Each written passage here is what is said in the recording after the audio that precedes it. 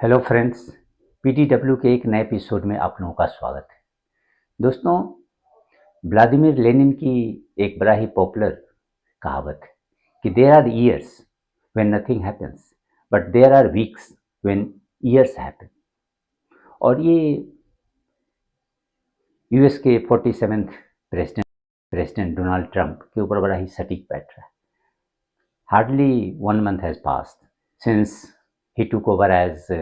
US president, लेकिन एक महीने में उन्होंने जिस तरह का डिसीजन लिया और जिस रैपिडिटी से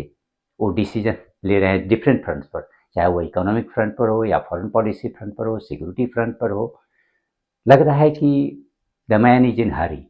और it has sent shock waves across the world Capitals.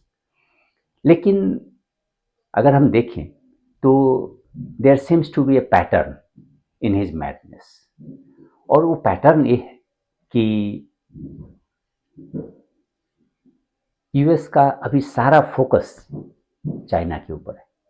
क्योंकि now US and China they are fundamentally locked in great power competition. और इसीलिए यूएस में एक तरह से कहें कि एक ड्रास्टिक शिफ्ट आ रहा है, चाहे वो ट्रेड पॉलिसी में हो या फॉरेन पॉलिसी में हो, सब में एक आ रहा है। और उसके 3 मेजर रीजन्स हैं अभी,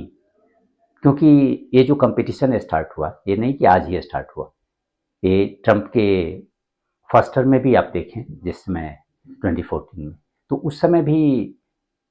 समय तो ऐसे लग रहा था कि भाई उस समय के अगर सिचुएशन में तो Russia was supposed to be the top contender और इवन टॉप सिस्टमिक राइवल। लेकिन ट्रंप ने ये सारे जो नज़रिया है उसको चेंज कर दिया। उनके टाइम में जो नेशनल सिक्योरिटी स्ट्रेटजी प्रिपेयर किया गया, उसमें China came at the top as systemic rival to the US. और इनफैक्ट यूएस के जो स्ट्रेटेजिक एक्सपर्ट थे, उनका विचार ये था कि भाई चाइना के पास it has the resources and as well as the intention to challenge US power और यूएस ग्लोबल लीडरशिप। तो उस समय से ही चाइना यूएस के लिए एक मेजर थ्रेट के तौर पर देखा जाने लगा। लेकिन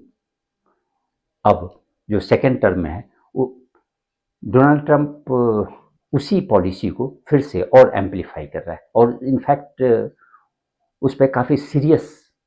क्योंकि अगर आप मार्को रूबियो जो यूएस सेक्रेटरी ऑफ स्टेट है, उनका स्टेटमेंट आप देखें कि वो कह रहे हैं कि भाई यदि हम लोग अपने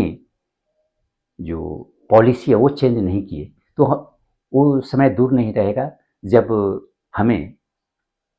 चाइना के मोरलेस एक स्लेव के तौर पर जीना पड़ेगा, क्योंकि China will decide what we will get और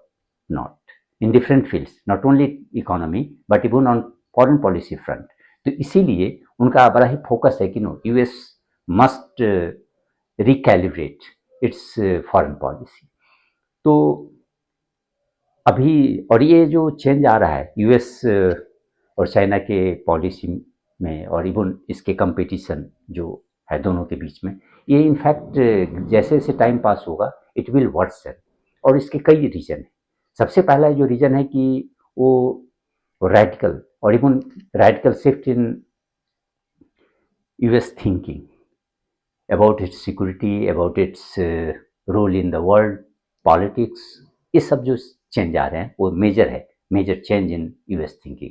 सेकंड है कि US wants to retain its numero position, वो अपना नहीं चाह रहे हैं वो कि राइज, चाइना तो राइज कर रहा है एज ए, और ये कहने की एक राइजिंग पावर है, और it wants to be the super power and that's why it threatens US supremacy. लेकिन इसके कंपटीशन में यूएस अपने पोजीशन को बरकरार रखना चाह रहा है। तो ये दूसरा फैक्टर। और तीसरा है कि अब एक न्यू टेक्नोलॉजिकल रेस दोनों ही के बीच में स्टार्ट हो गया, वो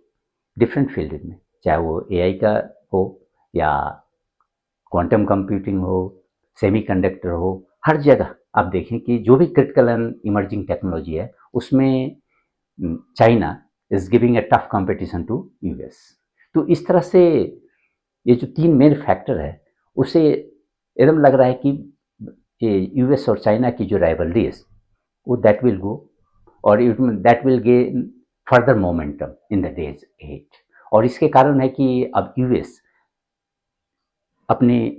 फॉरेन पॉलिसी और इवन अपने पूरे तमाम कह लें कि पॉलिसी को रिव्यू कर रहा है, और इसमें एक वो भी रिव्यू कर रहा है, वो बड़ा ही यूटिलिटेरियन पॉइंट ऑफ व्यू से। ये नहीं कि now ideology has taken a back seat. इसीलिए आप देख रहे हैं कि जो ट्रंप के बहुत सारे जो डिसीजंस हैं, वो बाइडेन एडमिनिस्ट्रेशन या अदर जो प्रीवियस एडमिनिस्ट्रेशन है उसके एंगेस्ट में जा रहा है। जैसे अभी ये जो यानी कि यूएस एड, तो यूएस एड की जो भी कंट्रीब्यूशन होते थे और डिफरेंट डेवलपिंग वर्ल्ड या वेरियस अदर कंट्रीज में वेरियस पर्पसेस के लिए, वो उसको उन्होंने बंद कर दिया। और ये बेसिकली होता था कि यूएस का जो सॉफ्ट पावर है उसको इंक्रीज करना है अराउंड द वर्ल्ड, और उसके लिए यूएस एक्सपेंड करती थी लॉट्स ऑफ मनी। लेकिन इन्होंने बंद कर दिया कि नहीं, it is wastage of resources. अब आप देखें कि यूएस जो सबसे बड़ा चेंज अपना करने जा रहा है वो यूरोप में जो म्यूनिक सिक्योरिटी कॉन्फ्रेंस हुआ, उसमें यूएस वाइस प्रेसिडेंट जेडी वांस ने क्लियरली ये कहा कि भाई now US is not going to soldier the security responsibility of the Europe. Europe will have to take the responsibility for its own security. और इसका मतलब हुआ कि भाई अभी तक तो जो नाटो में बहुत सारी कंट्री, इवन जो मेजर पावर्स है, वो भी अपना जो अर्लियर अभी तक जो था कि भाई हर कंट्री को 2% जो जीडीपी का है वो डिफेंस स्पेंडिंग पर खर्च करना होगा। लेकिन hardly few countries in NATO में were spending that much, even 2%। तो वो क्योंकि वो सारे जो बर्डन होता था security burden that was on US. लेकिन अब ट्रंप एडमिनिस्ट्रेशन ने कहा कि नहीं, you will have to share the burden, we are not going to provide security to you, you will have to come forward. और इसीलिए यूरोप में एक कह लें कि बड़ा ही पैनिक सिचुएशन हो गया है इसके कारण, क्योंकि यही एक नहीं है, इसके बाद वो अब देखें कि यूक्रेन वार को एक यूनिलेटरली खत्म करने के लिए थे, क्योंकि उनको लग रहा है कि भाई यूएस का जो billions of dollar have gone to support Ukraine, तो वो करेगी नहीं, ये भी वेस्टेज है, इससे भी हमें खत्म करना। और इसीलिए उन्होंने ट्रंप की जो 12 फरवरी को 90 मिनट फ़ोन कॉल हुआ व्लादिमीर पुतिन के साथ, और उसके बाद एक टॉक्स का सिलसिला स्टार्ट हो गया। और इस इनफैक्ट अगर आप डोनाल्ड ट्रंप के जो डिफरेंट इश्यूज़ पर अगर स्टैंड देखें, तो उससे लगता है कि he wants to end the conflict at any cost.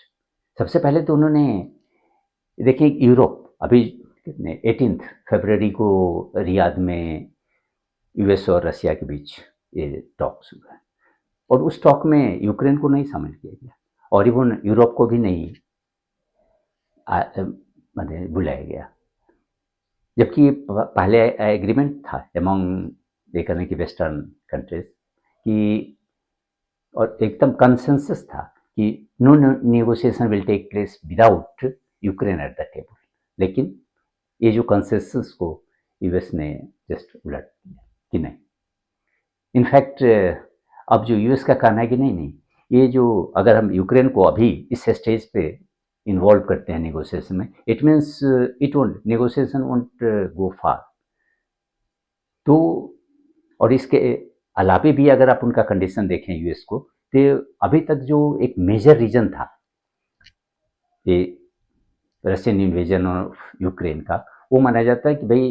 ये जो नाटो का ईस्टवर्ड एक्सपेंशन है, और जिसके कारण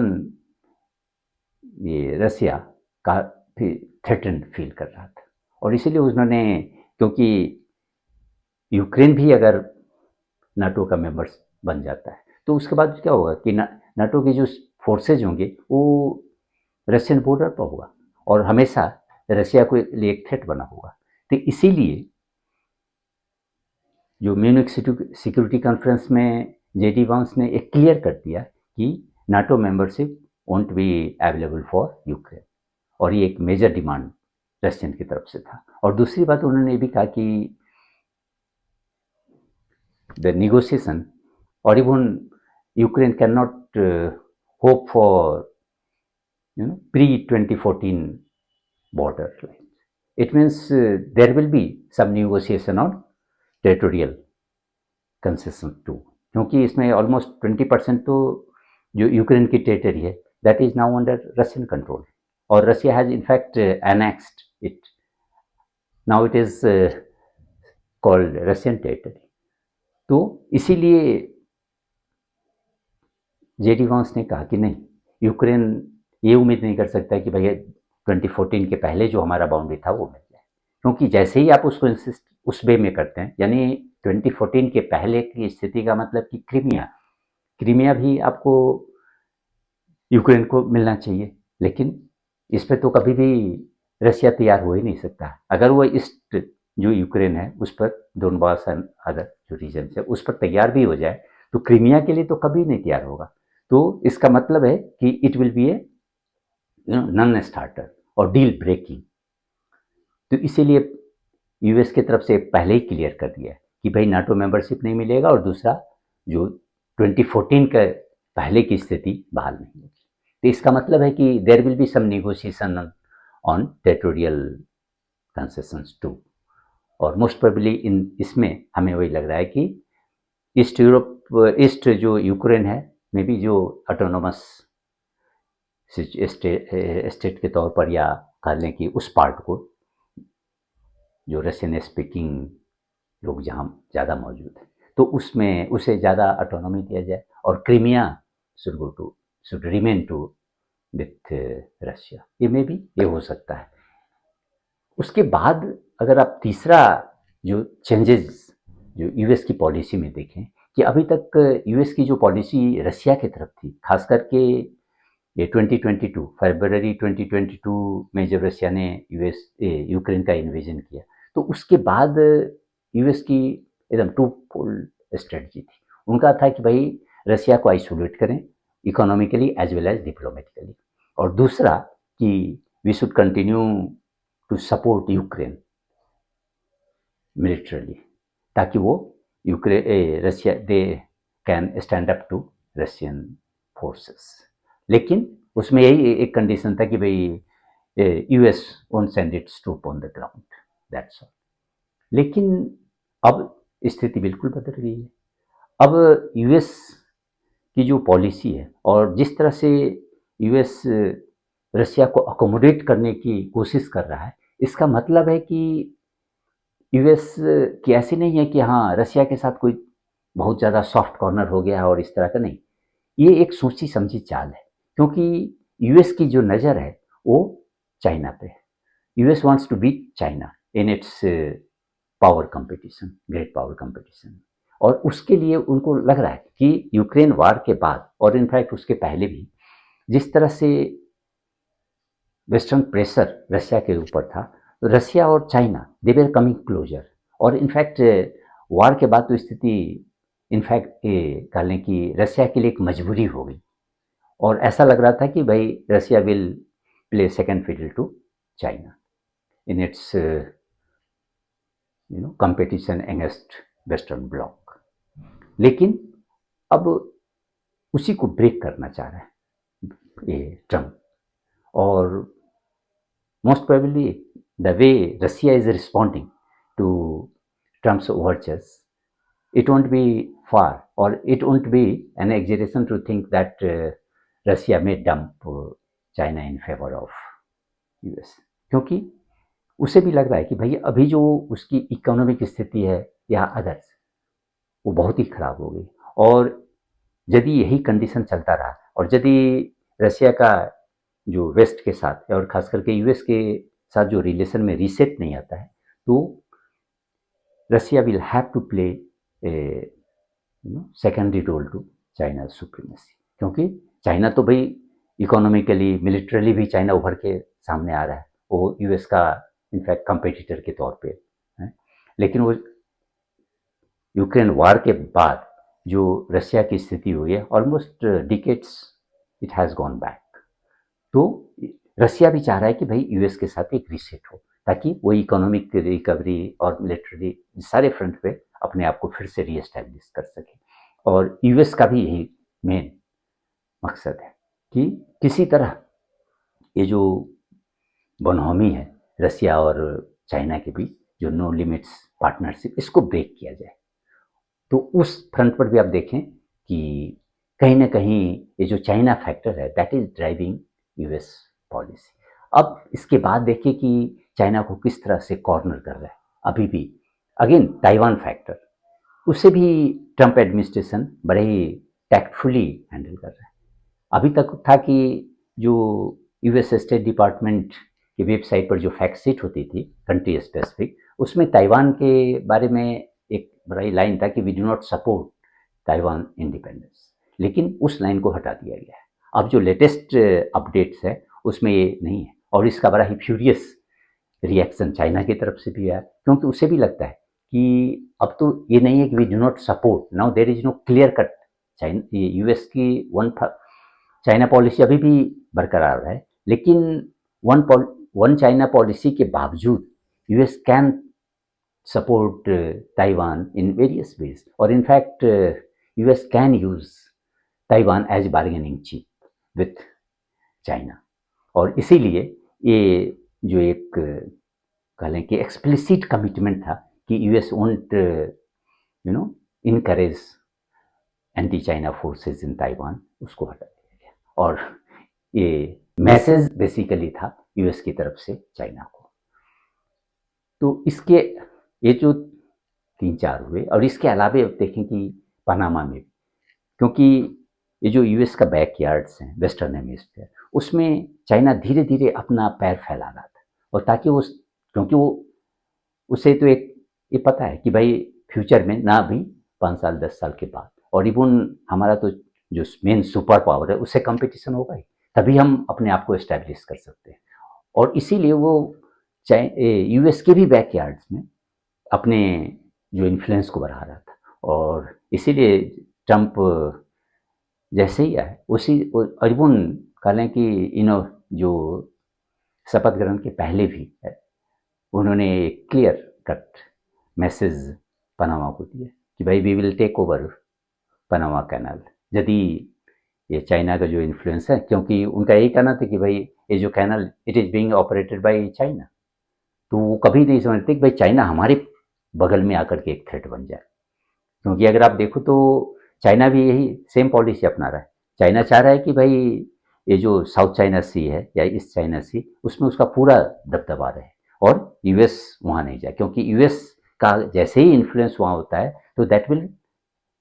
help its neighbouring countries to counter Chinese influence there. तो इसीलिए जिस तरह से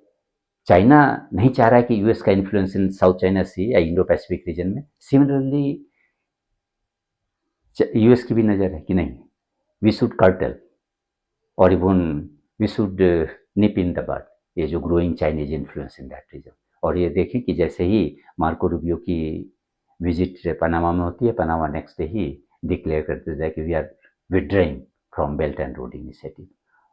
और उसके लिए फिर चाइनीज से भी रिएक्शन आता है। लेकिन अगर आप इन सारे फ्रंट पर देखें तो बड़ा ही सिस्टमेटिकली ट्रंप एडमिनिस्ट्रेशन चाइना को इनसर्कल करने की कोशिश करा, इनसर्कल नहीं करें कि उसके ऊपर प्रेशर बिल्डअप करने की कोशिश करा, और अपने जो कार्ड्स हैं वो बढ़ा रहा है। अब इन ये जो फॉरेन पॉलिसी एंगल है उसके अलावे अब देखें कि मेजर जो आ जाता है वो क्वाड, क्योंकि क्वेड का तो ऐसे कोई एक्सप्लिसिट कमिटमेंट नहीं है, बट अगर आप देखें कि जिस तरह से ये आगे बढ़ रहा है, कि अभी तक इंडिया और अदर कंट्री भी कहते थे कि it is just a political grouping, nothing to do with China और मिलिट्री, नहीं मिलिट्री ये कह लें कि it is not a military alliance something like that. लेकिन अब आप देखें कि धीरे धीरे अभी जो कोस्ट गार्ड का जो एक्सरसाइज हुआ है वो ज्वाइंट है, और even in fact Malabar exercise that is also involves all the member countries of quad. तो धीरे धीरे क्वाड का अभी सारा फोकस तो नन कहने कि मिलिट्री इश्यूज पे है, लेकिन gradually it is also taking on military component in different ways, though it doesn't profess its aim to counter any country, a specific country. लेकिन इंडो पैसिफिक जो यूएस की जो इंडो पैसिफिक स्ट्रेटजी है उसका जो कह लें कि मेन पीवट और इसका बैकबोन है वो इंडिया। तो इंडिया के साथ यूएस का जो इंडो यूएस डिफेंस कॉपरेशन वो अब देखें तो अभी जो प्राइम मिनिस्टर मोदी की विजिट हुई है उसमें दोनों ही कंट्री ने इसको बड़ा ही डीपेन किया है। सबसे पहले तो अभी भी इंडिया यूएस का जो डिफेंस कॉपरेशन है उसकी नींव कह लें कि 2005 में जो डिफेंस फ्रेमवर्क दोनों ने साइन किया उसके तहत होता, लेकिन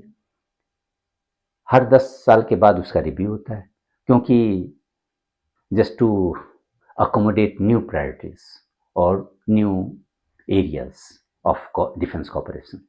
क्योंकि बिगनिंग में तो जस्ट एक ट्रेनिंग एक्सरसाइज और इवन कहने की फेमिलियराइजेशन का प्रोसेस था, लेकिन अभी जो लेटेस्ट दोनों इस मोदी विजिट के टाइम में दोनों ही कंट्री ने एक न्यू फ्रेमवर्क इसी साल, क्योंकि जो पहले का जो फ्रेमवर्क है वो 2025 में खत्म होने वाला है, तो this year they are going to sign or finalize another 10-year framework for defense cooperation। और इसमें इसका नाम जो दिया गया वो US India major defence partnership in 21st century. तो आप ऐसे भी देखें कि ये जो मेजर डिफेंस, ये जो फ्रेज अभी तक ये फ्रेज नहीं यूज है, मेजर डिफेंस पार्टनरशिप, इसका मतलब यही है कि India and US they want to strengthen their bilateral cooperation, increase their integration of forces in such a way that it involves various dimensions। जैसे कि अभी आप देखें कि इंडिया एक जो additional 6 maritime P8I maritime petrol aircraft खरीदी, और जिससे कारण हुआ कि भाई इंडिया की जो इंडो पैसिफिक रीजन में एक जो ISR कैपेबिलिटीज़ यानी इंटेलिजेंस सर्विलेंस एंड रिकॉनेसेंस की जो कैपेबिलिटी है वो काफ़ी स्ट्रेंथन होगी। उसके अलावे अब अभी तक कोई खास मूवमेंट नहीं हुआ था कि भाई इंडिया और यूएस डिफेंस को प्रोडक्शन के ऊपर, अब इसमें हुआ कि नहीं, इसी ईयर ये जो javelin anti tank guided missile वो को प्रोड्यूस किया जाएगा इंडिया में। उसके अलावा स्ट्राइकर इन्फैंट्री कम्बैट व्हीकल्स इसका भी प्रोडक्शन होगा। फिर जो अब जो फ्यूचर वारफेयर है, और इवन अभी अब अगर यूक्रेन वार का देखिए या आर्मेनिया अजरबैजान के वार देखिए, तो इन सबों में ये जो UAV that is unmanned aerial vehicles they have played a very significant role. और ऐसा लग रहा है कि जो फ्यूचर जो है warfare that will this UAVs they will be playing a major role. और इसीलिए दोनों ही कंट्री ने डिसाइड किया कि भाई Indian as well as American companies they will pull together the resources to manufacture maritime systems और इवन AI एनेबल्ड यूएवीज, ताकि इस एरिया में दोनों की कैपेबिलिटीज काफ़ी इन्हांस हो सके। और इसके अलावा भी आप देखें कि इसी से रिलेटेड दोनों ही कंट्री ने ये भी डिसाइड किया कि भाई now we will go to finalise reciprocal defence procurement system. इसका मतलब है कि ये नहीं कि केवल इंडिया ही खरीदेगा यूएस से, बल्कि यूएस भी इंडिया से जो भी military goods and services they avail करेंगे। और इसका रीजन, इसका सबसे बड़ा है कि इसका मतलब है कि both countries are aligning their supply chain of defence in the defence sector. और ये कह लें कि दोनों ही कंट्री के जो डिफेंस जो कॉपरेशन है उसको काफ़ी आगे तक बढ़ा देगा। और in fact it will take it to a new higher level. उसके अलावा भी इंडो पैसिफिक में ये जो सबसे मेजर घटना घटी है, और इस खास करके इस विजिट के दौरान, उसमें है कि एग्रीमेंट हुआ है कि भाई they have taken the decision to support and sustain overseas deployment of Indian and US militaries in Indo Pacific region. और इसका मतलब है कि जब भी अगर दोनों ही कंट्री के जो डिप्लॉयमेंट होता है तो उसमें जिस चीज़ की भी ज़रूरत होगी other country will provide, whether it is logistics या इंटेलिजेंस या कहें कि मोबिलिटी रिलेटेड कुछ भी हो, मतलब दोनों के जो डिप्लॉयमेंट को सपोर्ट करने के लिए whatever they need they will get it from there. लेकिन अगर आप अभी एक महीने में जो भी डिसीजन ले रहा है और जिस तरह से जो पॉलिसी कहने की जो पॉलिसी ओरिएंटेशंस हैं यूएस फॉरेन पॉलिसी की, तो उससे एकदम क्लियर कट रहा है कि now US is withdrawing from various conflict zones और even it is saving resources to concentrate on its rival, और दैट इज सिस्टमिक राइवल जो कर लें चाइना। और इसके कारण इंडिया के लिए एक बहुत बड़ी अपॉर्चुनिटी है, क्योंकि इसमें न केवल वो टेक्नोलॉजिकल कॉपरेशन हो रहा है, डिफेंस से उसकी अपनी कैपेबिलिटीज़ भी बढ़ रही है, उसका नेशनल पावर बढ़ेगा। दूसरी बात है कि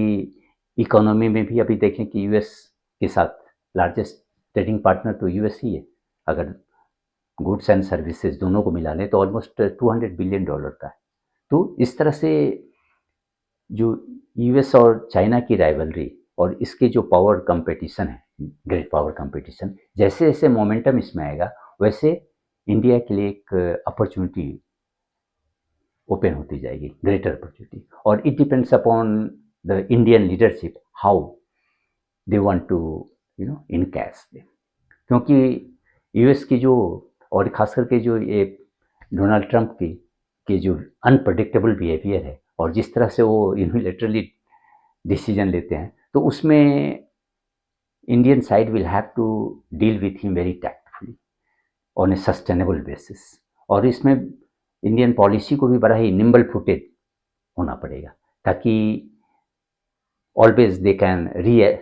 make readjustments to its policy towards US. तो और that will determine the future course of action as far as the two countries are concerned or as far as the new global order is taking shape. धन्यवाद।